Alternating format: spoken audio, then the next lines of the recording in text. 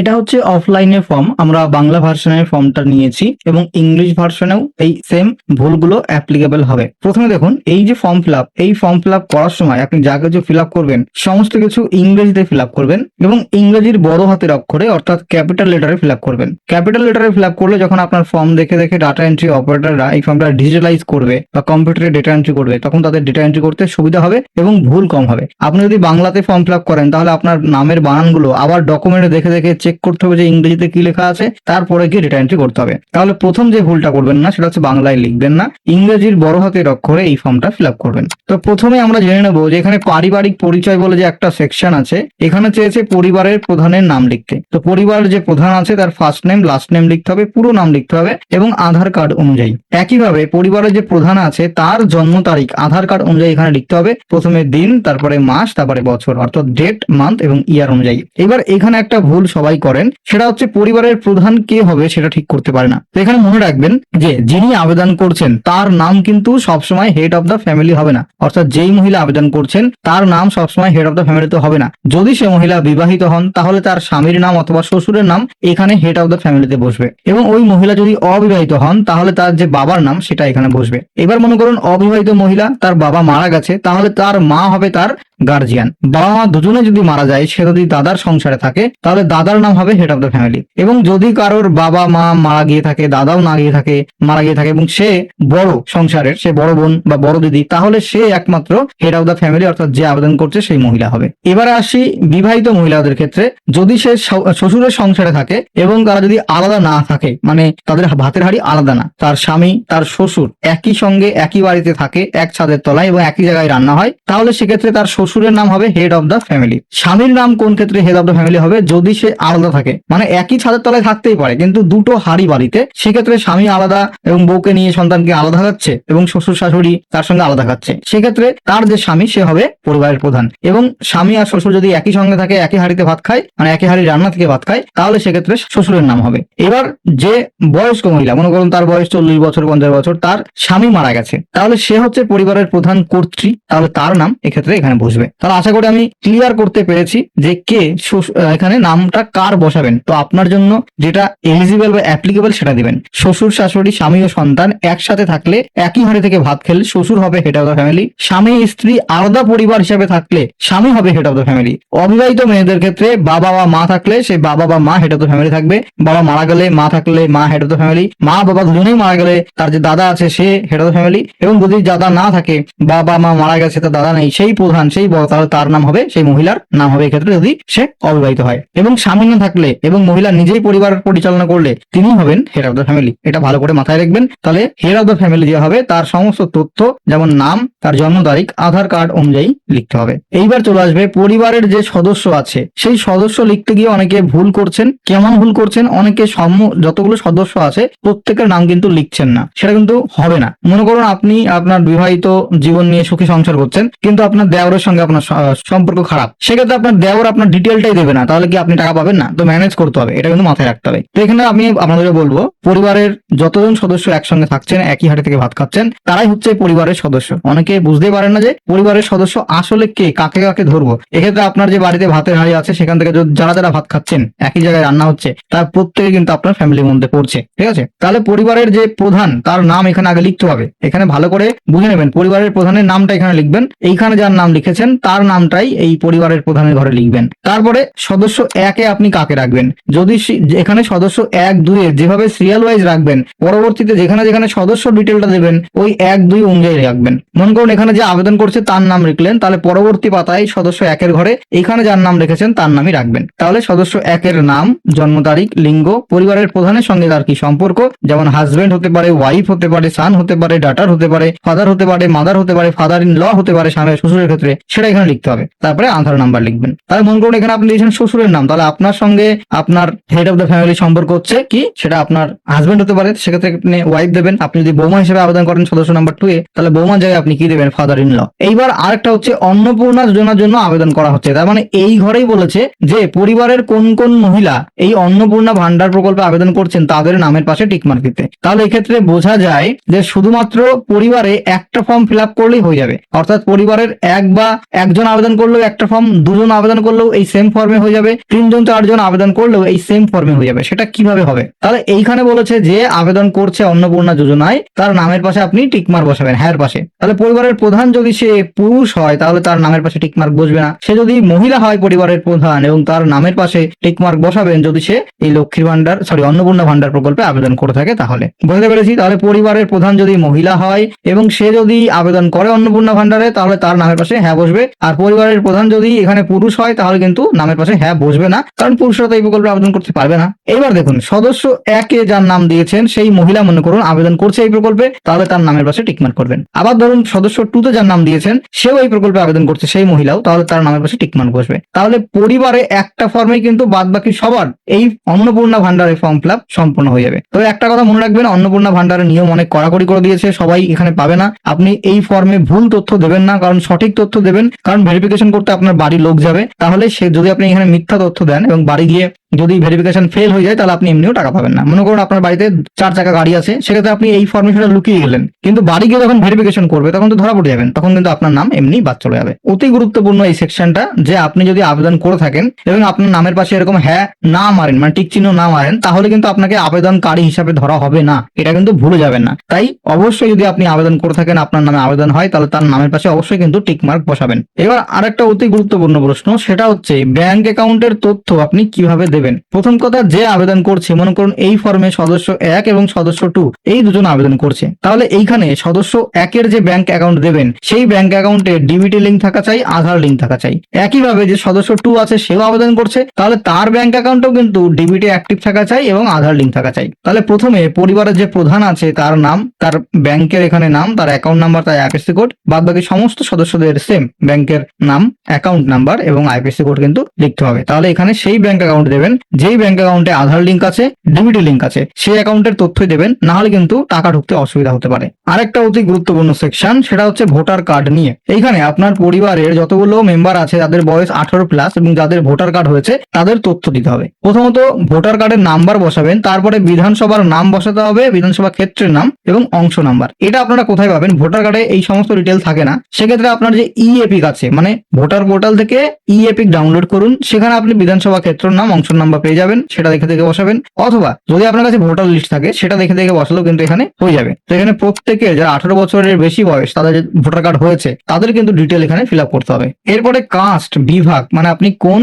কাস্টের মধ্যে পড়ছেন। এখন কথা হচ্ছে পরিবারের সবার ধরুন কাস্ট সার্টিফিকেট নেই, যে হেড অফ দ্য ফ্যামিলি তার কাস্ট সার্টিফিকেট আছে, কিন্তু যার নামে আবেদন হচ্ছে সেই আবেদনকারীর কোনো কাস্ট সার্টিফিকেট নেই, তাহলে কিন্তু সে জেনারেল হবে, কারণ এখানে যার কাস্ট, যে আবেদন করছে তাকে এখানে দেখা হয়। ঠিক আছে? তো এক্ষেত্রে যদি পরিবারের দুজন একই ফর্মে আবেদন করে, একজনের কাস্ট সার্টিফিকেট আছে আরেকজনের কাস্ট সার্টিফিকেট নেই, সেক্ষেত্রে এখানে কি হবে? কারণ বেসিক ফর্মে বা এই ফর্মটাই আলাদা আলাদা প্রত্যেক সদস্যের কি কাস্ট সেটা দেওয়ার অপশন নেই। ঠিক আছে? তাহলে সম্ভবত এখানে যে হেড অফ দ্য ফ্যামিলি তার যে কাস্ট সেটাকেই প্রধান হিসেবে ধরা হোক। তাহলে আপনি হয় আবেদনকারীর তথ্য দেবেন, যদি আবেদনকারীর তথ্যতে কোনো গরমিল না থাকে সেটা দেবেন, আর যদি হেড অফ দ্য ফ্যামিলির কাস্ট সার্টিফিকেট থাকে তাহলে তার ডিটেল দেবেন, আর না থাকলে জেনারেল দেবেন। এটা কিন্তু ভালো করে বুঝে শুনে ফিল আপ করবেন। এরপর এখানে আছে রেশন কার্ড বা খাদ্য ভর্তুকি কার্ড সম্পর্কে তথ্য, যেটা ফর্মে মাস্ট উল্লেখ করতে হবে। প্রথমে আছে আপনার কি ডিজিটাল রেশন কার্ড আছে। ডিজিটাল রেশন কার্ড মানে আপনি হাতে প্লাস্টিক কার্ড পেয়েছেন বা নতুন ধরনের কার্ড যেগুলো এসপিএইচএইচ, পিএইচএইচ, এগুলো ডিজিটাল রেশন কার্ডের মধ্যে পড়ে, তো এখানে আছে কিনা সেটা টিকমার্ক করবেন। এবং কার্ড কোন ক্যাটাগরির, এখানে যে ক্যাটাগরি মেনশন করা আছে যে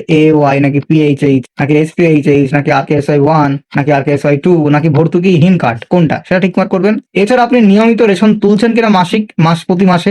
নিয়মিত মানে পরিবারটি রেশন দোকান থেকে মাসিক রেশন তুলছে কিনা, মানে প্রতি মাসে আপনি যদি রেশন তুলে থাকেন তাহলে হ্যাঁ করবেন। এবার অনেকের কি হয় যে পরপর অনেক মাস তুলে, নিয়মিত তোলে, কিন্তু কখনো 1-2 মাস মিস হয়ে গেছে, সেক্ষেত্রে হ্যাঁ করবেন, কোনো অসুবিধা নেই। ঠিক আছে? কিন্তু যদি আপনি নিয়মিত না তোলেন, কখনো ভুল ভবিষ্যৎ আপনি তুলেছেন, সেক্ষেত্রে আপনার নাই হবে। এটা ভালো করে বুঝে ফিল আপ করবেন। এরপর সম্পদ সম্পর্কিত তথ্যে জমি ও সম্পত্তির তথ্য দিতে হচ্ছে, যেখানে আপনার বাড়িতে 3 বা তার বেশি পাকা ঘর আছে কিনা, মানে আপনি যাকে হেড অফ দ্য ফ্যামিলি করেছেন তার বাড়িতে 3 বা 3টের বেশি পাকা ঘর আছে কিনা, যদি থাকে তাহলে হ্যাঁ করবেন, না থাকলে নো করবেন বা না করবেন। পারিবারিক জমির মালিকানা, অর্থাৎ আপনার পরিবারের জমি আছে কিনা এবং মোট জমির পরিমাণ দিতে হবে। তো পরিবারের প্রত্যেকের আশা করি জমি আছে, মানে একটা পরিবার তো মিনিমাম একটা জমি থাকবেই, তাহলে হ্যাঁ করতে হবে এবং ওই জমির সমস্ত ডকুমেন্ট দিতে হবে। এখানে দেখে নেবেন কি কি ডকুমেন্ট লাগবে, আমি সেটা নিয়ে আলাদা করে একটা ভিডিও বানিয়েছি, যেখানে 10টা মাস্ট ডকুমেন্ট চাই, বাদ বাকি 19টা হাইয়েস্ট ডকুমেন্টের কথা বলা আছে, ওই ভিডিওটা একবার দেখে নেবেন, ক্লিয়ার হয়ে যাবে। এবার অনেকে বলছেন যে আমরা জমি নেই, আমরা ফ্ল্যাটে থাকি, তাহলে আমি কি আবেদন করতে, মানে আমি তাহলে কি দেবো? তো সেক্ষেত্রে আপনি হ্যাঁ দেবেন এবং ফ্ল্যাটের জমির তথ্য দেবেন, মানে ফ্ল্যাটের তথ্য দেবেন। এবার সম্ভবত যাদের ফ্ল্যাট আছে তারা হয়তো আবেদন করতে পারবে না, মেবি এরকমটা হতে পারে, বা টাকা পাবে না এরকমটা হতে পারে, কারণ ফ্ল্যাট যে থাকবে, যার থাকবে সে ফ্ল্যাটটা কিনেছে, তার মানে সে বড় লোক, ঠিক আছে। এইবার জমির মালিক যার নামে তার নামে নথি দিতে হবে, মানে এই যে জমিটা আপনি তথ্য দিচ্ছেন এই জমির মালিক কে আছে, যদি আপনার যে হেড অফ দ্য ফ্যামিলি মানে পরিবারের প্রধান তার নামে থাকে তাহলে তার তো কোনো ব্যাপার নেই। কিন্তু মনে করুন আপনি যাকে হেড অফ দ্য ফ্যামিলি রেখেছেন তার নামে জমি নেই, জমি আছে তার বাবার নামে, মানে আপনার ধরুন দাদুর নামে বা দাদু শ্বশুরের নামে বা আপনার অন্য কারোর নামে আছে, যা যে হেড অফ দ্য ফ্যামিলি তার নামে নেই, বাদ বাকি অন্য কারোর নামে আছে, তাহলে যার নামে আছে তার ডকুমেন্ট কিন্তু এখানে দিতে হবে, সেটা কিন্তু এখানে বলেছে। এবার দেখুন এখানে বলেছে যদি আপনার কাছে পার্সোনাল মোটর চালিত 4 চাকার গাড়ি থাকে, 2 চাকার গাড়ি মানে বাইক বা স্কুটি বা টোটো, এইগুলোতে হবে না, টোটো ভ্যান এগুলো থাকলে কোনো ব্যাপার নাই, 4 চাকার গাড়ি মোটর চালিত, ঠিক আছে, যেমন ইভিউ মোটর চালিত, আর যেটা ডিজেলের গাড়ি সেটাও মোটর চালিত, 4 চাকা পার্সোনাল কার থাকলে আপনাকে এখানে টিকমার্ক করতে হবে, কতগুলো গাড়ি আছে, 1টা 2টো 3টে সেই সংখ্যা মেনশন করতে হবে, গাড়ির রেজিস্ট্রেশন নাম্বার এখানে লিখতে হবে, আপনার গাড়িটা যদি নর্মাল 4 চাকার গাড়ি হয়, জিপ হয়, ট্রাক্টর হয়, তাহলে সেই মডেল নাম্বারটাও এখানে লিখতে হবে। তো ভালো করে এটা দেখে নেবেন। আর 4 চাকার গাড়ি থাকলে সম্ভবত এক্ষেত্রেও টাকা না দিতে পারে, আমি জানি না, আমি জাস্ট একটা আন্দাজে বলছি। এইবার স্বাস্থ্য বীমার তথ্য, এখানে অনেকে বুঝতে পারছেন না আপনার পরিবারের কারো স্বাস্থ্যসাথী, সরকারি স্বাস্থ্য বীমা বা বেসরকারি স্বাস্থ্য বীমা আছে কিনা। অনেকের স্বাস্থ্যসাথী আছে তবুও সে নাতে টিকমার্ক করছে, তাহলে এটা কিন্তু করবেন না, কারণ বলে যে সরকারি থাকলেও মেনশন করতে হবে, বেসরকারি থাকলেও মেনশন করতে হবে। তাহলে স্বাস্থ্যসাথী কার্ড যেটা সেটা কিন্তু সরকারি বীমা, তাহলে এখানে আপনাকে কি করতে হবে, টিকমার্ক করতে হবে হ্যাঁ অপশনে, যে আপনার সরকারের পক্ষ থেকে একটা স্বাস্থ্যসাথী কার্ড দিয়েছিল যেখানে আপনার পরিবার 5 লাখ টাকা পর্যন্ত চিকিৎসা করাতে পারতেন বিনামূল্যে, সেক্ষেত্রে হ্যাঁ করবেন স্বাস্থ্যসাথী কার্ড থাকলে। এবার হেড অফ দ্য ফ্যামিলির নামে সরকারি বীমা আছে, বীমার অঙ্ক এখানে কত 5 লাখ টাকা, স্বাস্থ্যসাথী কার্ডের বেলায় বলছি। প্রিমিয়াম দিতে হয় কিনা, দিতে হয় না, তো এটা আপনি ফিল আপ করবেন না বা নো লিখবেন বা পাশে লিখবেন Swasthya Sathi government of West Bengal, তাহলে বুঝে যাবে ফর্ম ফিল আপ করার সময়। একইভাবে সদস্য মানে পরিবারের যাদের নামে এই স্বাস্থ্যসাথী কার্ড আছে প্রত্যেকের নামের পাশে এই সরকারি বীমাতে টিকমার্ক করতে হবে, ঠিক আছে। আর যদি না থাকে তাহলে সেটা দেবেন না, যদি থাকে স্বাস্থ্য বীমা সেক্ষেত্রে। এবার স্বাস্থ্য বীমার তো 5 লাখ টাকায় ম্যাক্সিমাম বীমার অঙ্ক এবং প্রিমিয়াম তো থাকে না, তাই লিখবো না। এবার যদি সরকারি স্বাস্থ্য বীমা থাকে, যেমন কোনো সরকারি চাকরি করছে সেক্ষেত্রে বীমা থাকে, তো সেটা দেখবেন যে হেড অফ দ্য ফ্যামিলির নামেই থাকে, যে চাকরি করে তাকে সম্ভবত হেড অফ দ্য ফ্যামিলিতেই রাখবেন নিশ্চয়ই, এবং যে সরকারি চাকরি করে তার নামে কত টাকার বীমা আছে, তার কত টাকা প্রিমিয়াম দিতে হয় সেটা সরকারি না বেসরকারি সেটা লিখবেন, এবং সদস্য 1 2 যদি কভার থাকে আপনার ওটার মধ্যে, তাহলে এই সদস্য 1 2 লিখতে হবে না, হেড অফ দ্য ফ্যামিলি লিখতে হবে। এক্ষেত্রে কখন আপনি হেড অফ দ্য ফ্যামিলি নামে আলাদা করে হবে এবং সদস্য 1 এর নামে আলাদা করে হবে ভালো করে বুঝবেন। ধরুন হেড অফ দ্য ফ্যামিলি তার নামে আলাদা করে বীমা আছে, বেসরকারি বীমা 5 লাখ টাকার বীমা নিয়েছে এবং মাসে মাসে সেখানে 2000 টাকা করে বীমা দেয়, তাহলে তার নামে সেপারেট এটা বীমা। এবার এই 5 লাখ টাকা যার হেড অফ দ্য ফ্যামিলি, এই বীমাতে সদস্য 1 কভার আছে, সদস্য 2 কভার আছে, তাহলে এখানে কিছু ফিল আপ করবেন না, কারণ তাদের আলাদা করে ডেডিকেটেডলি বা সেপারেটলি বীমা নেই, তারা শুধুমাত্র এই হেড অফ দ্য ফ্যামিলির যে বীমা আছে এক্সিস্টিং বীমা তার মধ্যে কভার আছে, তার নামে আলাদা করে তো বীমা নেই, তাহলে এটা ফিল আপ করবেন না। একইভাবে মনে করুন সদস্য 3 এর নামে আলাদা করে বেসরকারি বীমা সে আলাদা করে করেছে, মনে করুন 20 লাখের বীমা করেছে এবং সে 5,000 টাকা করে মাসে প্রিমিয়াম দেয়, তাহলে তার নামে আলাদা করে ফর্ম ফিল আপ এখানে টিকমার্ক করতে হবে। তাহলে যদি সেপারেটলি ডকুমেন্ট থাকে, সেপারেটলি বীমা থাকে, সেগুলো সেপারেট হবে। আর যদি একটা বীমার মধ্যে পরিবারের সদস্য সবাই কভার থাকে তাহলে শুধুমাত্র হেড অফ দ্য ফ্যামিলির ঘরে লিখলেই হবে, বাদ বাকি সদস্যদের না লিখলেও চলে যাবে, ঠিক আছে। এরপরে চলে আসবে ইনকাম ট্যাক্স, জিএসটি এবং প্যান কার্ডের তথ্য। আপনি যদি প্রফেশনাল ট্যাক্স দেন তাহলে এখানে হ্যাঁ করবেন, কারণ এখানে কি বলা আছে আপনার পরিবারের কোনো সদস্য কি আয়কর ট্যাক্স দেয়, পেশাগত কর মানে প্রফেশনাল ট্যাক্স। এখানে ট্যাক্সের স্ল্যাব আছে, সম্ভবত রিসেন্টলি চেঞ্জ করে 12.50 লাখ মানে 12.5 লাখ টাকা ইনকাম করলে সেটা প্রফেশনাল ট্যাক্সের মধ্যে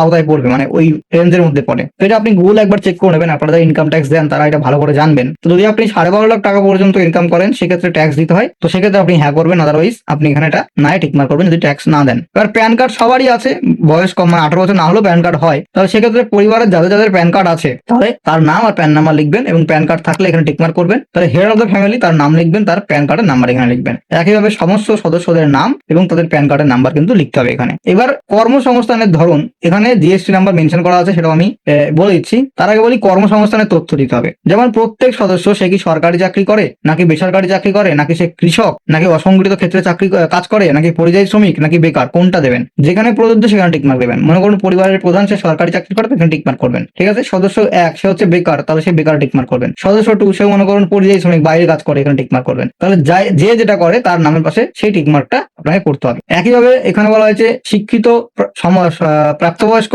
এবং অশিক্ষিত প্রাপ্তবয়স্ক, মানে চাইল্ড বা শিশুদের ধরা হবে না। 18+ হলে কতজন আপনার পরিবার শিক্ষিত তাই সেটা মেনশন করবেন, কতজন অশিক্ষিত সেটা মেনশন করবেন। এবার পরিবারের প্রধান কি শিক্ষিত না অশিক্ষিত, শিক্ষিত, এবং তার কোয়ালিফিকেশন হাইস্ট আমি মনে করছি 12 পাস, এখানে 12 লিখবেন, ঠিক আছে। এবার সদস্য 1 মনে করুন অশিক্ষিত, তাই এখানে টিকমার্ক করলাম। সদস্য 2 আবার শিক্ষিত, তার কোয়ালিফিকেশন কি আছে, এখানে আমি গ্রাজুয়েট, তো আমি এখানে বিএ পাস বা গ্রাজুয়েট সেটা লিখবো। তো এইভাবে লিখবেন। আর এই অপশনে আছে 7 নম্বর অপশনে একটা, যে আপনার পরিবারের কেউ বিজনেস করে কিনা, যদি বিজনেস করে থাকে তাহলে সেই বিজনেসের জিএসটি আছে কিনা, মানে সরকারকে যে বিজনেস ট্যাক্স সেটা দেয় কিনা, গুড অ্যান্ড সার্ভিস ট্যাক্স সম্ভবত এর নাম। যদি জিএসটি থাকে হ্যাঁ করবেন, জিএসটি আইয়ের নাম্বার লিখবেন, আর যদি না থাকে তাহলে লিখবেন না। এবার পরিবারের কেউ যদি সরকারি পেনশন পায় তাহলে সেটা লিখবেন। মনে করুন হেড অফ দ্য ফ্যামিলি সরকারি চাকরি করতে এবং সে পেনশন পাচ্ছে, তাহলে হ্যাঁ হবে। যদি হেড অফ দ্য ফ্যামিলি যে সরকারি চাকরি করতো সে মারা গেছে এবং তার পেনশনটা তার স্ত্রী পাচ্ছে, তাহলে সেক্ষেত্রেও হ্যাঁ করবেন এবং তার কিন্তু তথ্য দিতে হবে। আর যদি সরকারি পেনশন না পায় তাহলে সিম্পলি নো এখানে টিকমার্ক করবেন। কেউ যদি এরকম নেতা মন্ত্রী হয় বা সাংসদ বিধায়ক হয় বা পৌরসভা পঞ্চায়েতের আগে কখনো কাজ করতো বা বর্তমানে কোনো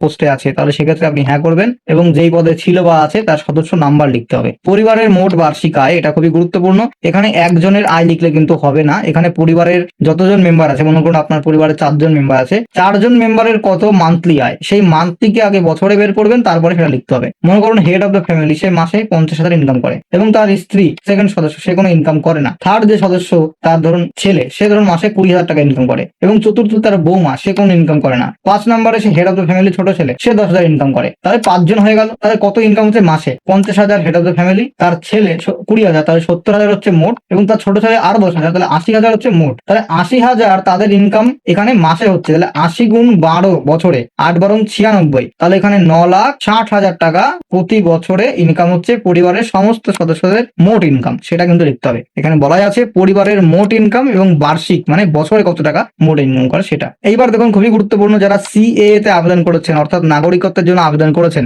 তাদের বর্তমান অবস্থা কি? সে কি কখনো সিএ তে আবেদন করেছে? যদি কখনো সিএ তে আবেদন না করে থাকে তাহলে তার জন্য প্রযোজ্য নয় এই অপশনটা ক্লিক করতে হবে। এবার যদি আবেদন করে থাকেন এবং আপনার ইস্যু করা হয়নি কিন্তু আপনার কাছে আবেদন নাম্বার আছে, তাহলে এখানে টিকমার্ক করবেন। আবার অনেকে আবেদন করেছিলেন, ইস্যু করা হয়ে গিয়েছে, সেক্ষেত্রে সার্টিফিকেট নাম্বারটা লিখতে হবে, টিকমার্ক এখানে করতে হবে। তাহলে পরিবারের প্রধান সহ বাদবাকি সমস্ত সদস্যদের সিএ তে আবেদনের অবস্থা দিতে হবে। যদি কখনো কেউ সিএ তে আবেদন না করে থাকে আপনার পরিবারের, তাহলে প্রত্যেক সদস্যের পাশে প্রযোজ্য নয় এই অপশনটা টিকমার্ক হবে। সিএ তে সমস্ত তথ্য দিয়ে দেওয়ার পরে এই সমস্ত কার্ড পান কিনা সেটাও দিতে হবে। এসআইআর দেখুন, এসআইআর 2026-এ নাম যদি বাদ পড়ে থাকে, যদি বাদ না পড়ে থাকে, সমস্ত কিছু ঠিকঠাক আছে, এসআইআর এর পরেও আপনি ভোট দিয়েছেন, আপনার নাম ভোটার লিস্টে আছে, তাহলে এখানে প্রযোজ্য নয় এই অপশনটাই আপনাকে ফিল আপ করতে হবে। প্রযোজ্য নয়, যে আপনার জন্য এটা খাটবে না, এই অপশনটা আপনার জন্য নয়। কিন্তু যদি খাটে তাহলে আপনি কি এসআইআর এ অ্যাপ্লাই করেছিলেন, মানে এসআইআর পরে আপনার নাম বাদ পড়েছিল, আপনি কি ট্রাইব্যুনালে অ্যাপ্লাই করেছিলেন? অ্যাপ্লাই করার পর সেটা বিচারাধীন মানে আন্ডার প্রসেসে আছে, অ্যাডজুডিকেশন যেটাকে বলে আছে, যদি থাকে তাহলে টিক মার্কে করতে হবে, মামলার বিবরণ দিতে হবে। এবং যদি আপনার বিচারাধীন নয়, আপনার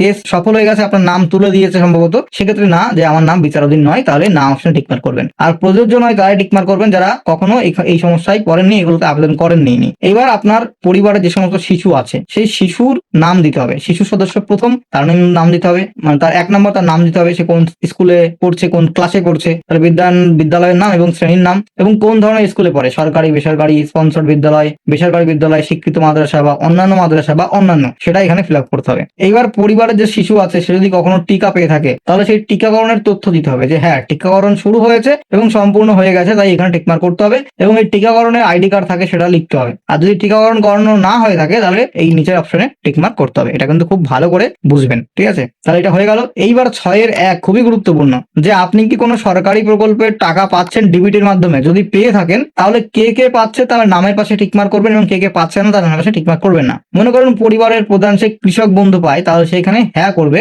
এইখানে সে প্রকল্পের নাম লিখবে 1 নম্বর অপশনে, যে কৃষক বন্ধু পরিবারের প্রধান পাচ্ছে, এবং আপনি কি এই কৃষক বন্ধু থেকে আপনার নাম সরাতে চান? তো সরাতে যদি চান তাহলে হ্যাঁ করবেন, আর যদি সরাতে না চান তাহলে কিন্তু এখানে কোনো কিছু ফিল আপ করবেন না। এখানে এই অপশনটা খুব গুরুত্বপূর্ণ, যে আপনি যে প্রকল্পের টাকা ডিবিটির মাধ্যমে পাচ্ছেন সেই প্রকল্পের নাম যদি সরাতে চান তাহলে আপনাকে এই হ্যাঁ প্রত্যাহার করতে চান, এই হ্যাঁ অপশনে টিকমার্ক করতে হবে, এবং সেক্ষেত্রে আপনার টাকাটা বন্ধ হয়ে যাবে। তাহলে পরিবারের প্রধান সে কৃষক বন্ধু পাচ্ছে, তাহলে আমি তার নাম কেন সরাবো? তাহলে এখানে এটা কিছু ফিল আপই করবেন না। এইবার একইভাবে প্রকল্প 1 লিখবেন, এখানে যে সদস্য সে মনে করুন অন্নপূর্ণা ভান্ডারে অ্যাপ্লাই করবে, সে লক্ষ্মীর ভান্ডার পেতো, তাহলে এখানে লিখবেন লক্ষ্মীর ভান্ডার, এবং এই লক্ষ্মীর ভান্ডার পেতো 1500 বা 1700 টাকা, সেক্ষেত্রে আপনি কি নাম সরাতে চান? তাহলে এখানে হ্যাঁ অপশনে ক্লিক করবেন অবশ্যই, কেননা এই লক্ষ্মীর ভান্ডার বন্ধ হয়েই তো অন্নপূর্ণা ভান্ডার চালু হবে। তাহলে আপনার অন্নপূর্ণার ভান্ডারে টাকা ঢুকবে, লক্ষ্মীর ভান্ডার থেকে নাম সরিয়ে দেবে। এরকম করে যদি অন্য কোনো প্রকল্প থাকে যার টাকা আপনি ডিবিটির মাধ্যমে পাচ্ছেন, তার তথ্যগুলো লিখবেন, সেই প্রকল্পের নামগুলো লিখবেন, এবং যদি নাম আপনারা সরাতে চান তাহলে হ্যাঁ করবেন, যদি সরাতে না চান তাহলে এখানে কিছু লিখবেন না। একইভাবে প্রত্যেক সদস্যের তথ্য এখানে দিতে হবে। তো এটা খুবই ভাইটাল পয়েন্ট। এবার অনেকে প্রশ্ন করছে, এখানে একটা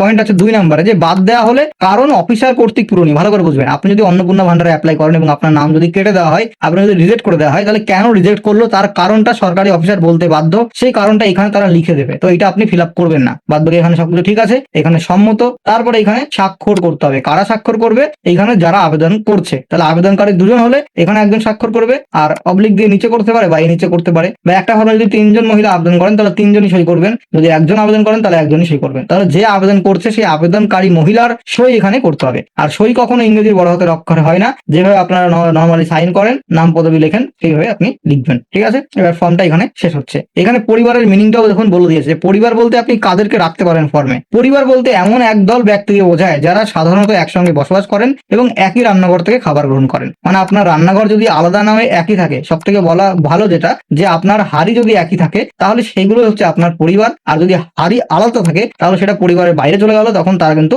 আলাদা একটা পরিবার বা আলাদা একটা ফ্যামিলি হয়ে যাচ্ছে। তাহলে এতগুলো ডিটেল এখানে দেবেন। এই সমস্ত তথ্য যদি আপনি ইনকেস কোনো কারণে না ফিল আপ করেন বা ভুলভাল ফিল আপ করেন তাহলে কিন্তু আপনার নাম বাদ চলে যেতে পারে, বা আপনাকে টাকাটা নাও দেওয়া হতে পারে, অন্নপূর্ণা ভান্ডার থেকে আপনার নাম ডিসকাউন্ট করা হতে পারে।